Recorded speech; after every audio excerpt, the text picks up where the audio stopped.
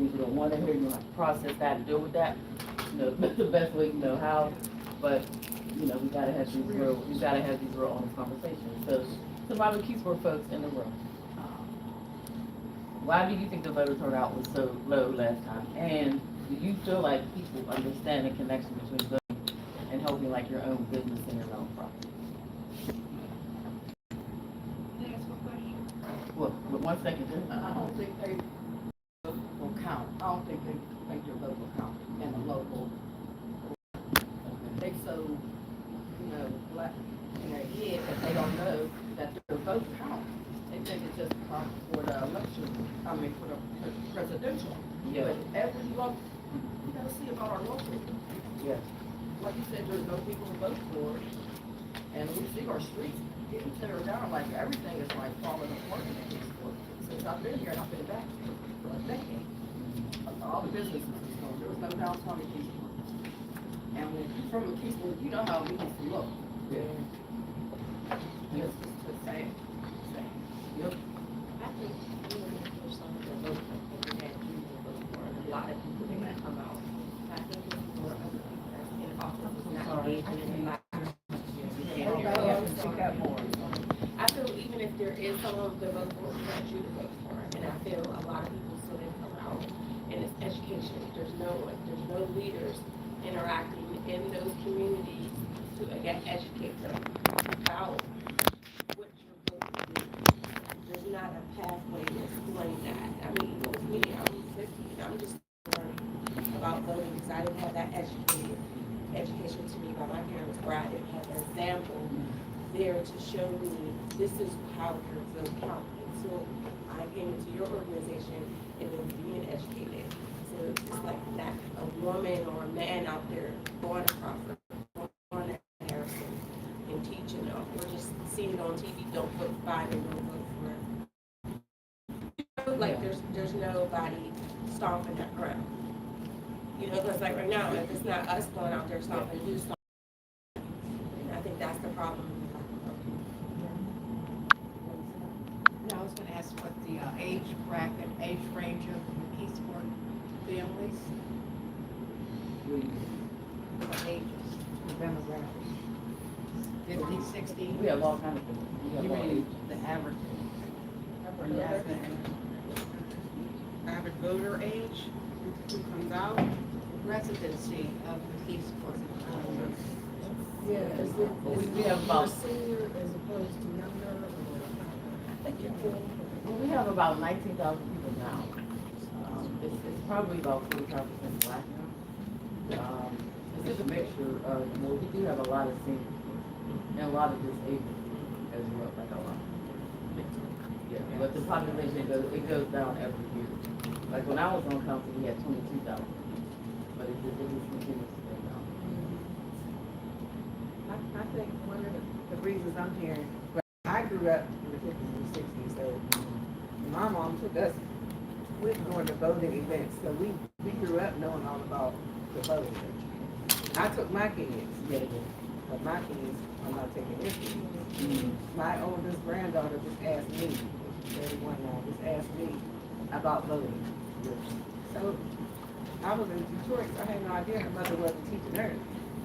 And I think that's one of our problems, is just that dinner, because anybody that's my age, the older people taught us about what was going on and about how important the vote was. We had to sit and listen to it. My kids had to sit and listen to that. But somewhere along the line, we lost that. And my daughter's generation is struggling to teach their kids, and their grandkids. And I think that one of the things we have to start with the education. We're fighting for education in the schools and the colleges, and we're fighting for education about life. And I think that'll help a lot of it. And I'm finding a lot of guys, not so many women, that have those records, I just call them records, right? Yes. All of them aren't felonies. And they got the attitude, they don't want the police to know where they are. If they register, they're going to know where they are. And I try to tell them, they know every man putting your shoes up under that bed. They know every house you're going to, because they're paying people to tell about you. So you know And you definitely need to vote because those judges, that's what's giving you all that time when you get in trouble, you know? And another thing we need to educate our kids on is if you know there's a situation with your child, you gotta get them some counseling. Starting young, a lot of people don't wanna do that, starting young, but I can say that my daughter stayed out of prison because I put her in counseling at age 9, because I saw, from what I saw, and that kept her out of prison. So there's a lot of education we have to do. Thank you. I just want to piggyback on what she's saying about them not knowing where they are. Big Brother is in our houses because we bring them in. We bring them in with phones, we bring them in with our computers, we bring them in with our TVs. So they know where we are at all times. So that's like, when I hear people say stuff like that, I do remind them, if you have a cell phone, they already know where you are. Yeah, they know. So, I would like to address both of the questions that you asked. The first one, I don't currently reside in McKeesport, but I'm born and raised in McKeesport. Went to all the McKeesport schools. Voting was something that stuck with me from a young age. From a young age, I learned that it was important for what my ancestors did in order for me to be able to do that. That was reason enough. And I don't think well, number one, it's up to us to teach our kids what they need to do because they're not teaching them Black history in school. It stops at Martin Luther King Day for our kids. So we have the responsibility to teach them. I've also seen amazing candidates run in McKeesport, and the people still not come out. So we have a mentality of our people that I really, unfortunately, feel like we don't believe in the change that we want to see. And I think the people in McKeesport are tired because you see the same people continuously being reelected.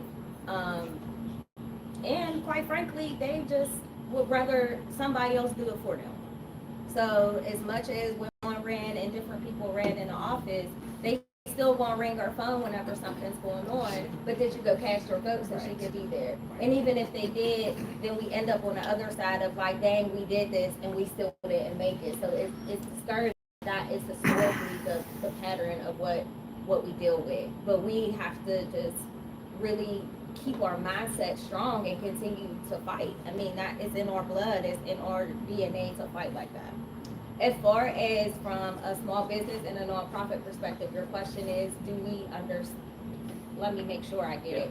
Do we understand the impact of voting on our businesses and nonprofits?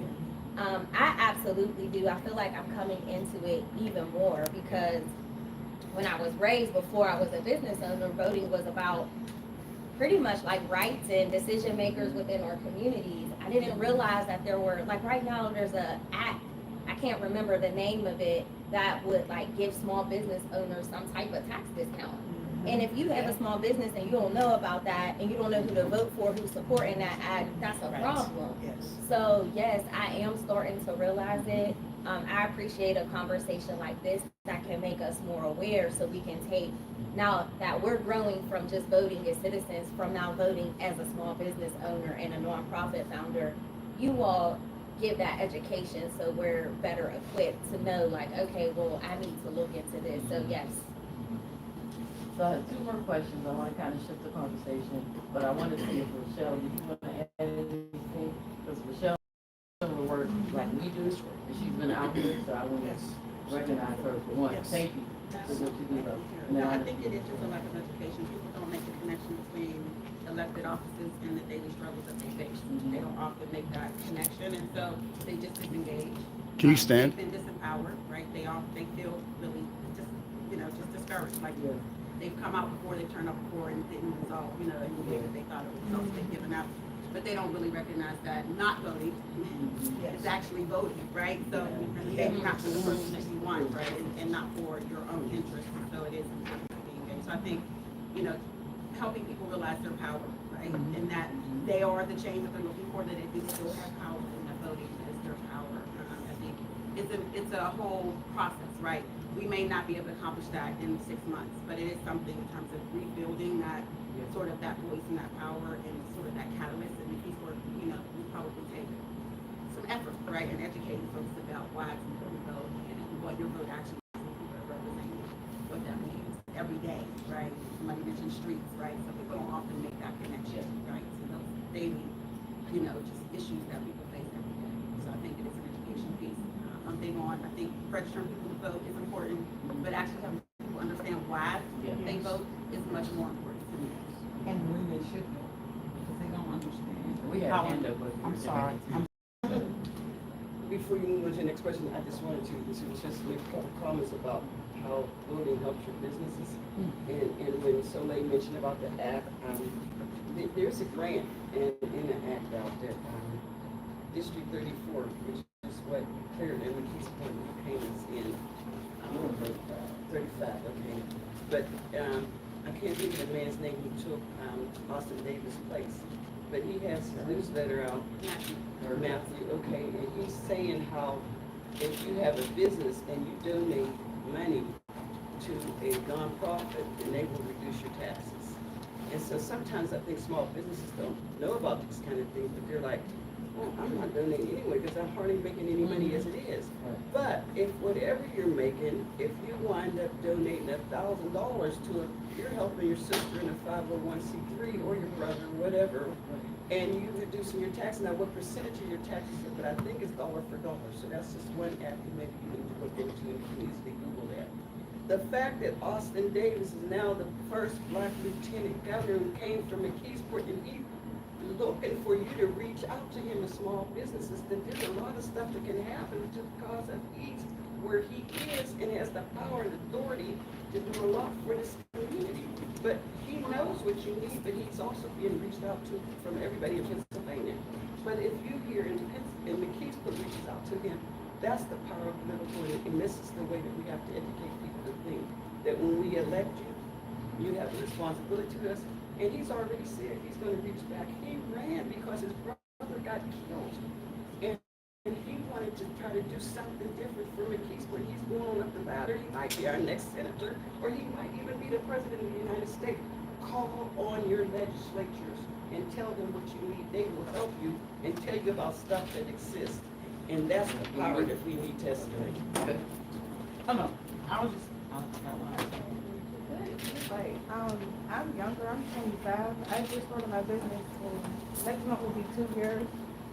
And everything that you're saying is like really new, thank you. And I didn't hear about a lot of things either. Like, I'll hear about it later on, and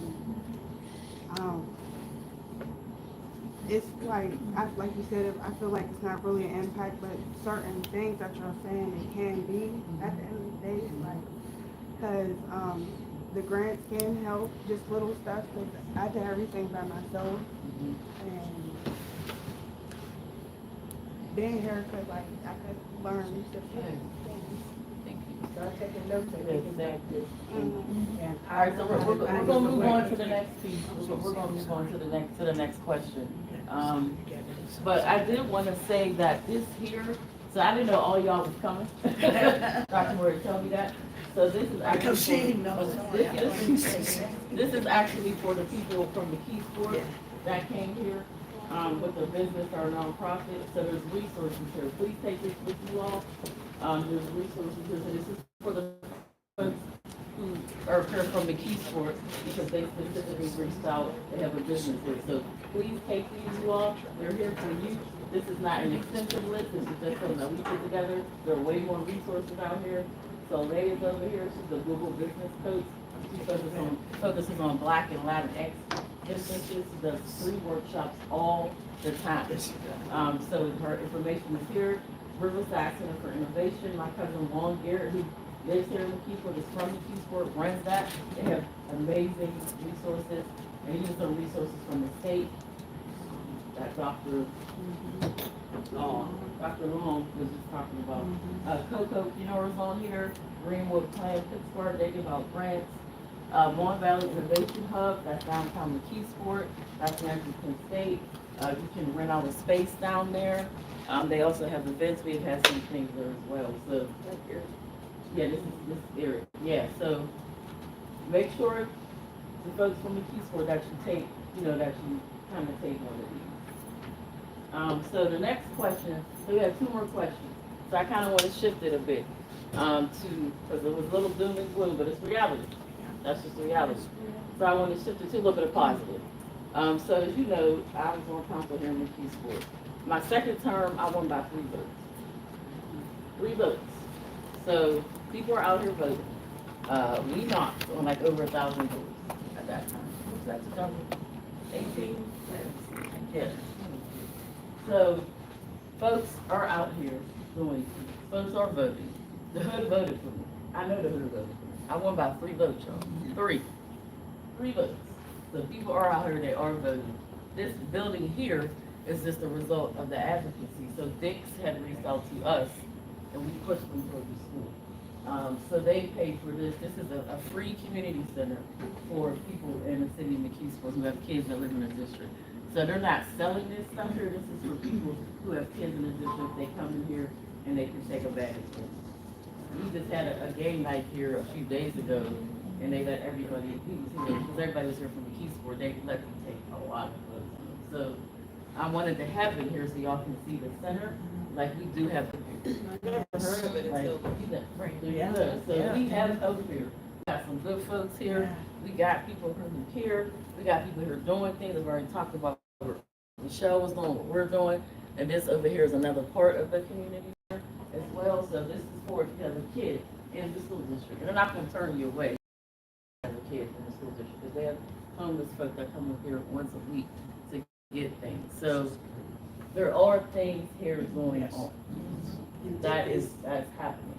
You said Dick's is school district. No, Dick's is Sporting Goods. Oh, Dick's Sporting Goods. Yes, Dick's Sporting Goods sponsors this. So the next question is, I heard a lot of y'all's responses kind of talking about us, right? So when we have this conversation about voting, sometimes it results in blaming us. So I want to take it out of that for a minute. When you talk about voting, the reason we push it is because it's connected to the conditions that we live in. But we did not create the conditions that we live in. Let's be clear about that. The system was not designed for us.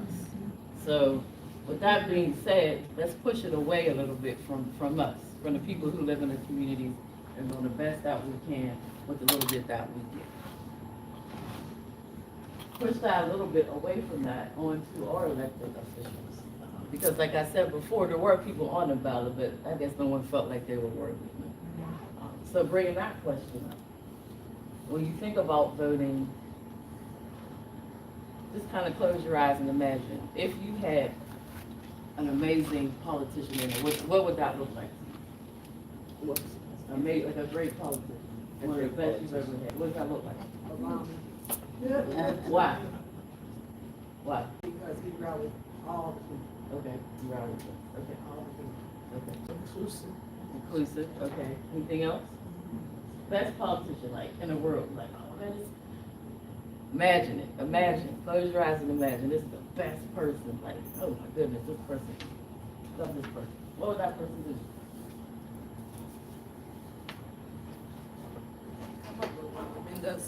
Disappointed person that comes within the community and provides resources. Okay. I would look at the person who is that politician who has come up from the ranks of the community in which he's getting ready to serve. So he's been a leadership. Okay. You know, the roots of the system. I agree with that. Because it takes me back to, what's his name, Peaches? I recall him when I first moved here, being at the Little Tigers football games and interacting with the community. You knew him. Yeah. You just didn't know him sitting in the office. He was in the communities and he walked in the community. To me, that makes you feel like they care. They care to interact with them no matter what your color your skin is. They're here for the people. And they bring the people out. Yeah. Community day, you know, things to make you come as a whole. I really remember him. I remember him in those stands. I do not remember Sharika like that in his office. Anybody else? someone who can create jobs, opportunities, develop businesses, entertainment within the community, things like that. I think someone from the community is good, and that's more go-to. Yeah. So, and that's a really good thing, I think, when you look at somebody that's walking in and saying, I think that when you look to expand that, because like Austin, he never lived in Scranton or wherever, but he still has to participate. So one thing that I am passionate about is education.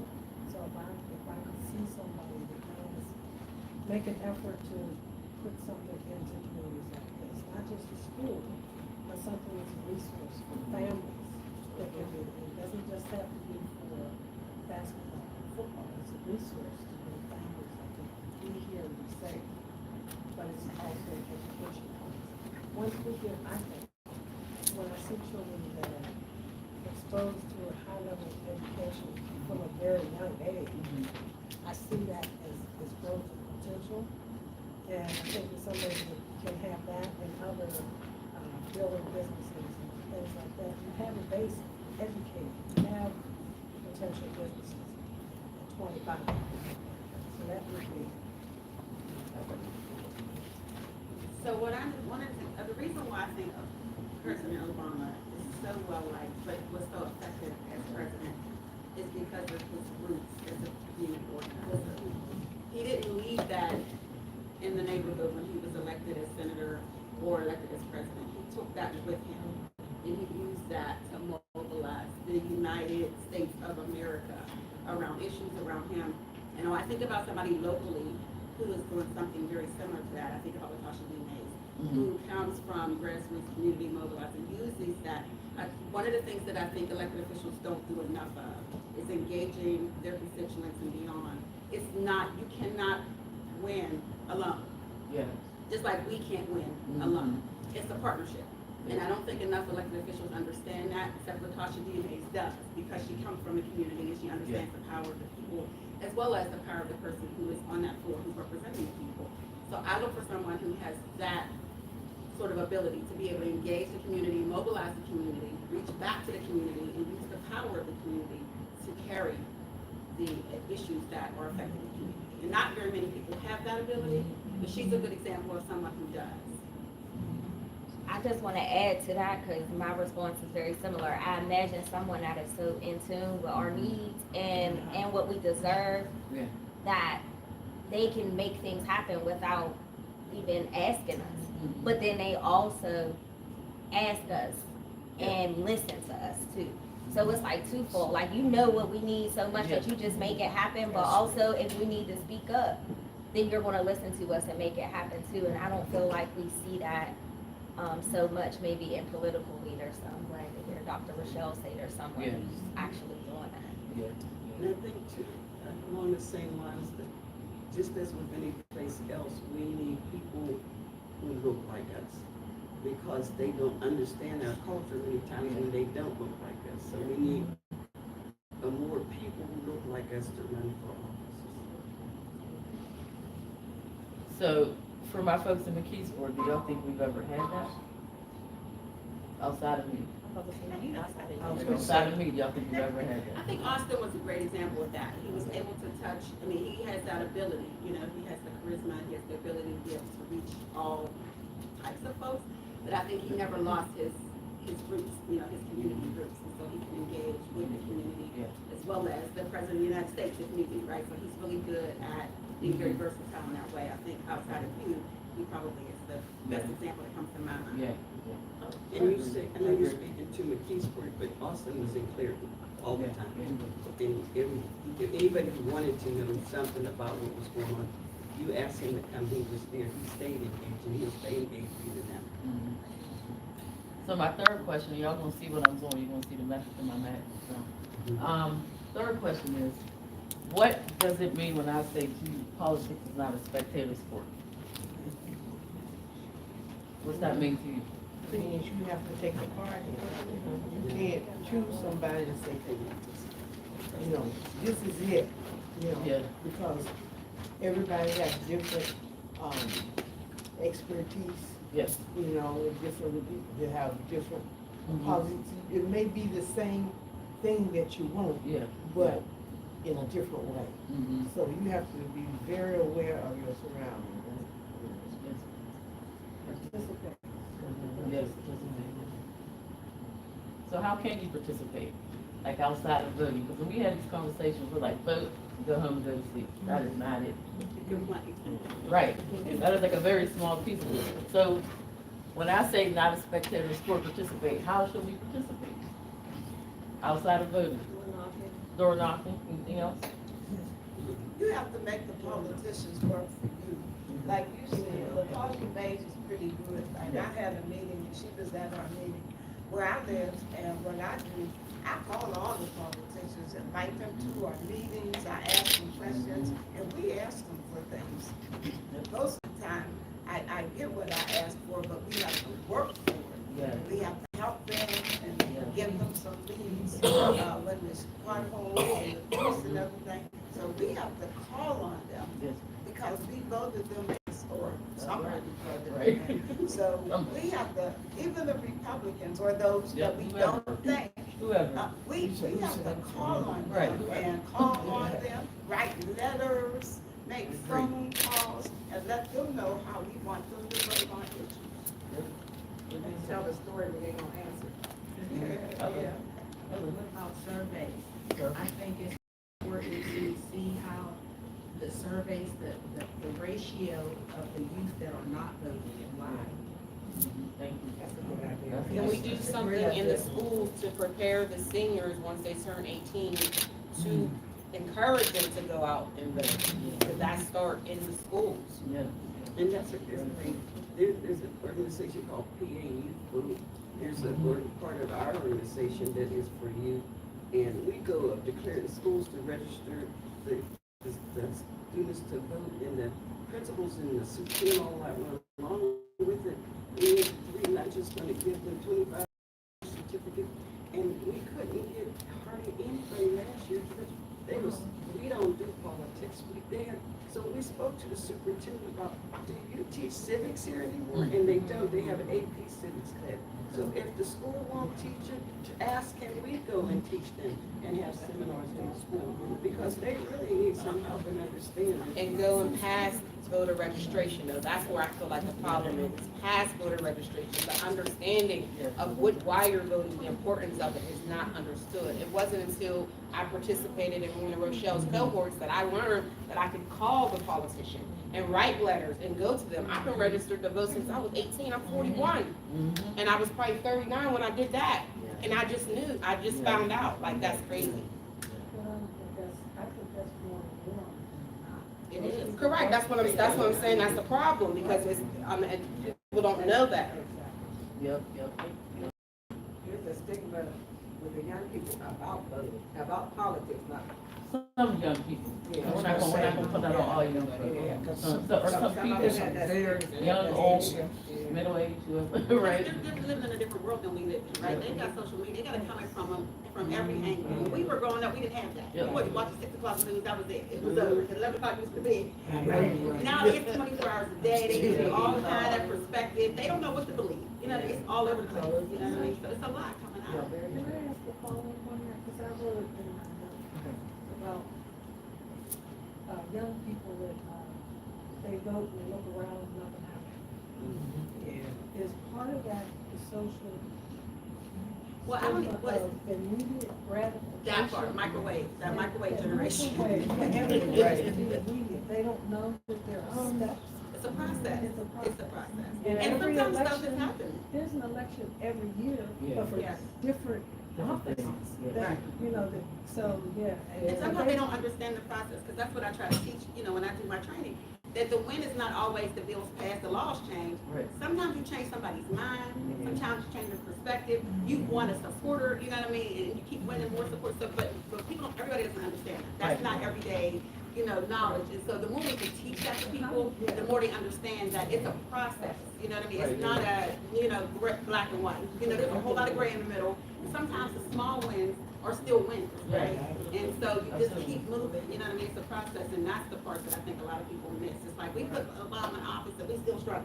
There's a whole lot that happened in between, him being elected, and you know what I mean? And so people don't understand that, you know what I mean? Yes. How bills work, how laws are made, it's a lot that people don't understand, and so for that reason, they get frustrated. It's like, I ain't seeing nothing different, my life ain't changing, I don't know what they're doing. Sometimes they're getting wins, you just don't know what those wins are. Right? And it's posted on social media, even when we talk about small wins, what's her name, is it Latoya? The representative, Latasha, the crown. People, she just introduced with the speaker of the house, who happens to be black too, a new bill for the crown rule, so that you can wear your hair like you want to. And people don't realize that they're fighting and passing laws in states across the country that you can't wear dreads, you can't wear the braids, you can't wear little bobs in your hair, you get kicked out of school. Boy down in Texas can't graduate because they say his dreads are too long. So the stuff that reaches them, we need to emphasize that our legislators are fighting for them so that they know it's out there. Yeah. Everything's out there for them. But also, even when it's not, they have the power to say to legislators, I need you to do X, Y, Z. I try to make sure they work for you. So if they're not doing what you want them to do or need them to do, you have to give voice to that. And people don't understand that power. Yeah, that's what that dynamic has to shift. Yep. So there a huge issue is that it's not just Trump and Biden running for office. We have 50 other people we're voting for when we go into the booth. We're only talking about Trump and Biden. We need to talk about everybody else. We need to know who's running, who they are, and it's great that we invite people and politicians and candidates to us, but we need to go out to wherever they're holding their events. And, if it's one politician that's running off his meet and greet for Congress or anything like that, you need to go and take people with you to go see what they're talking about. Now, anybody in office in Congress and in the Senate, there's an app. It's called Congress. You can download it on your Android or on your iPhone, and you can see anybody is in the House, anybody that's in the Congress or the Senate. You can see all the bills that they put their name on, if they co-signed or if they signed. Then you see every single vote, how they voted, when they voted. You can see every committee that they're on. And you have a congressman come here and talk to you, and then they're saying, well, I didn't vote this way. You can fact check it right there on your phone and be like, wait a second, you did vote for that. You know what I mean? And we need to hold them accountable. And we're not doing that. Right. And we have the same people voting over and over again, and not just young people, but us as well. How many terms does it take? 6 years in the Senate, right? How many terms does it take to see that change? It's 3 terms, 4 terms, and we're still in the same spot. That's very aggravating, and I don't care what age you are, male, female, white, black, no matter what. It's very aggravating when somebody has 3 terms in the Senate, that's 18 years, and we're still seeing McKeesport or Homewood or Wilkinsburg the same way. So that is also on us, not just that elected official, because we're not holding them accountable. Well, we're going to close out actually, because I know y'all have to get on the bus. Yes. But my McKeesport folks, y'all can stay around for just 5 minutes so we can get your information, give you your gift. So the purpose of those questions was really to get us thinking outside of just voting, because we cannot just stop there. I'm definitely one of those politicians that y'all talk about. I didn't do any of that alone. Like, none of that was done alone. I'm not an island. No one is an island. I had a team. I have a team of people that are always with me. None of that is done alone. None of that is done alone with Latasha. None of that is done alone with Austin. Yes. But we, Latasha, Austin, or Palmer, we are not the answer. I am not the answer. Latasha is not the answer. Y'all are the answer. That's right. Collectively, we are the answer. So everything you said was right. Look up the politicians. Look at how they're voting. Look at what's going on. Sign up with the org in your community out there doing the work. And if there ain't one, make one. That's what we did. There wasn't one. So birth take action on that one. It's not a spectator sport. Life is not a spectator sport. Voting is one way to change things. It's just one way. And run. If you want to office. run for office, run for office. Do something to get involved. do something to make sure that your voice is heard. And that was the purpose of the conversation, really just kind of shifted that way. So thank you for coming. I know you gotta get on the bus. I want to give Dr. Moore the last word. First of all, thank you so much for having us and having this conversation. I took a whole lot of notes and just figure out how can we collectively work together. Because somehow or another, we see ourselves as individuals and not as a collective powerhouse. Yeah. And so if anything, takeaway is how can we do strategies, and that's what we did on Thursday evening with other nonprofits. Same kind of stuff, like you said, you're not island in and of yourself. And sometimes we think that, and that's not we have more power together than we'll ever have as individuals. So thank y'all so much for having this conversation with us. We're gonna get on this bus and make some more stops and do some more changes. Bless you all. Thank you. On the bus, can I say one